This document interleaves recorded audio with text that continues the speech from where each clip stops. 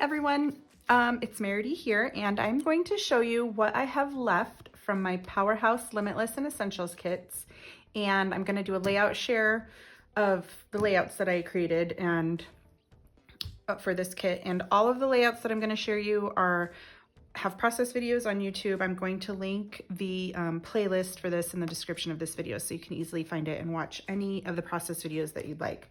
But first I'm going to start out showing you what I have left of my kit.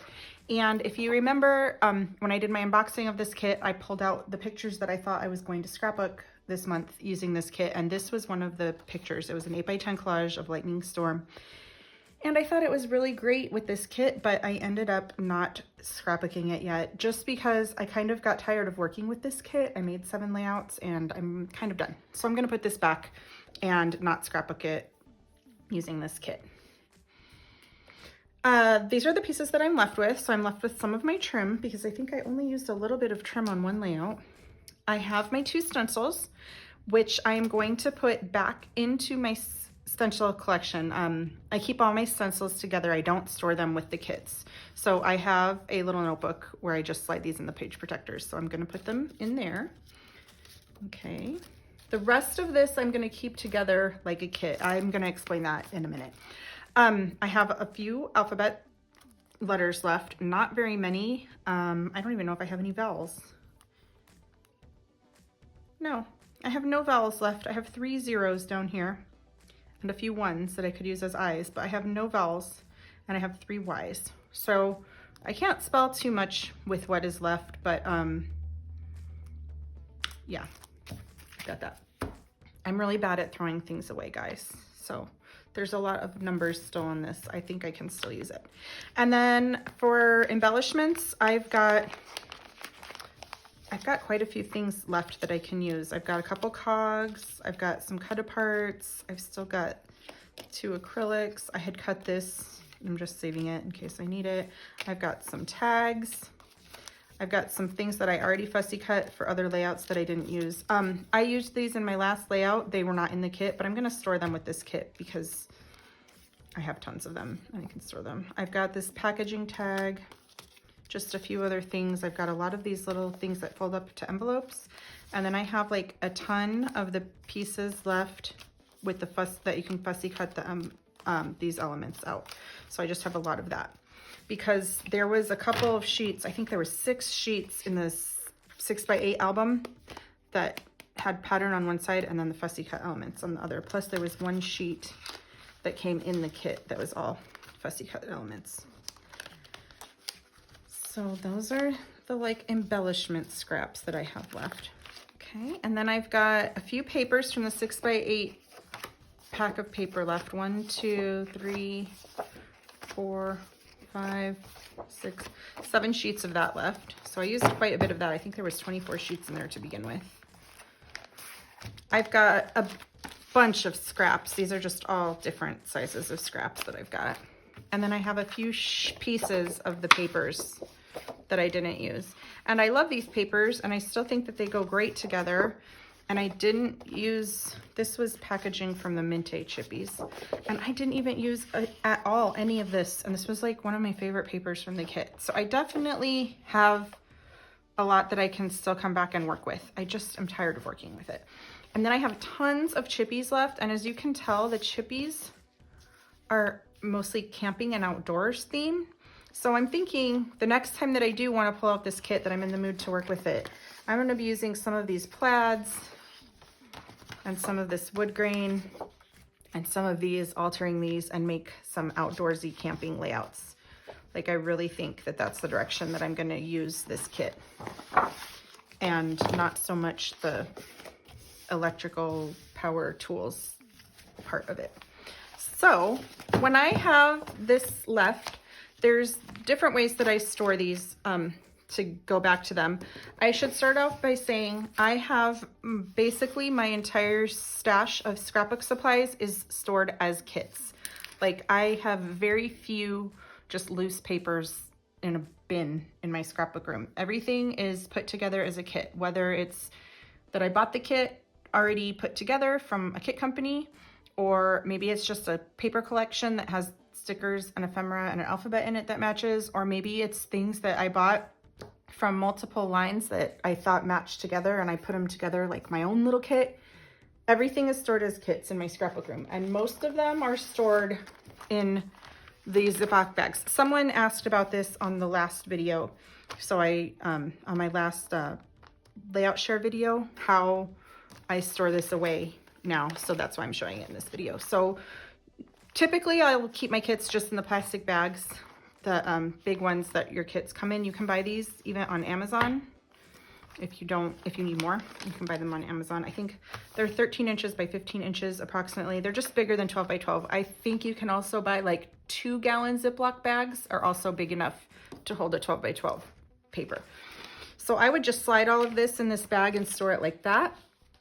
Two other options that I have, especially when I'm going to crops or something, if I have like a really big amount left or a really big kit that I've added, you know, lots of coordinating things to, and it's a lot bigger than this, I'll put it in something like this. I believe this one is from Hobby Lobby, and it's just, those don't go in there. It's just a big plastic envelope.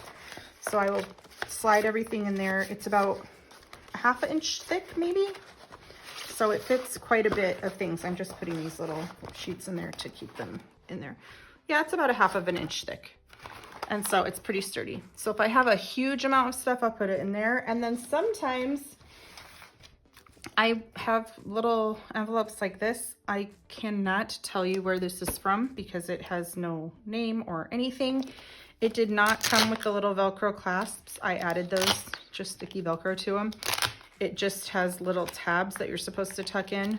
So it's got places for like different size embellishments on one side, and then a big giant 12 by 12 pocket on the back side for all the paper. So sometimes when I want to be really organized, I will put them in something like this. And honestly, I could put the pictures in this envelope and embellishments and stuff in this, and then the paper in the back. So those are 3 different ways that I store kits, but 99% of the kits in my room are just stored in these Ziploc bags, just like this. And that is how I keep them organized in my room. And then I put them in the IKEA fabric bins, you know, the 12, or I guess they're 13 by 13 by 13. They go in the IKEA cube units, because that's what I have under my desk is IKEA cube units. So I put all of these in one of the fabric bins that you can get at IKEA. You can get them at Walmart too.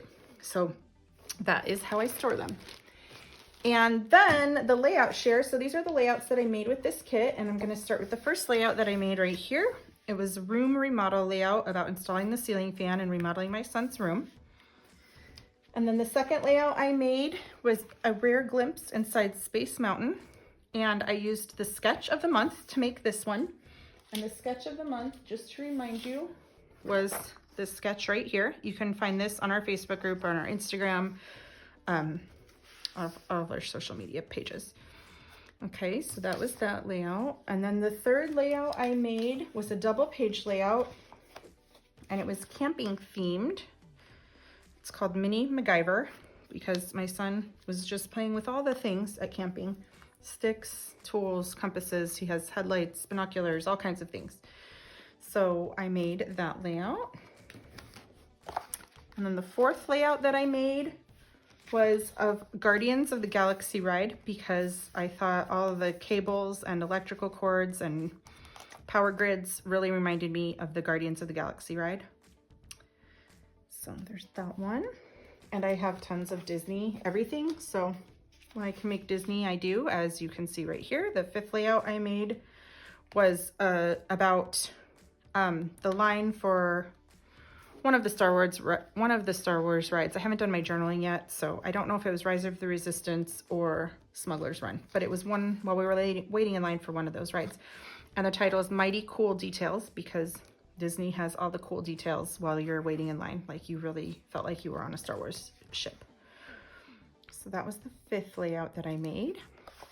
And then the sixth layout I made was another Disney layout. It was inside of Stark Industries, the line for web slingers, and it was us in the line for web slingers. And I really used the pattern paper as main elements of this layout, so it came together pretty quick. And then the 7th and final layout that I made is also inside of Stark Industries. I'm gonna have these in my album next to each other like this, even though they don't really match each other.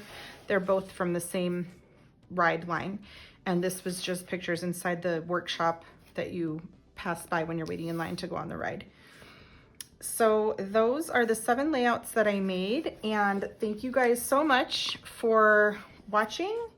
And you know, here in a couple days, we're gonna introduce our April 2024 kits. And just a reminder, we normally release our kits at 8 p.m. on the last day of the month, but we are in Arizona and we do not have a time change, and everyone else had a time change earlier this month. So it might not, it's gonna be an hour later than it normally releases for you.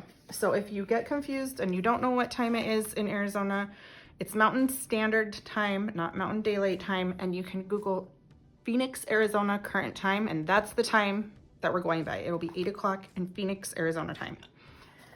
So I will see you guys in a couple days with my unboxing of our April kits. Thank you guys so much.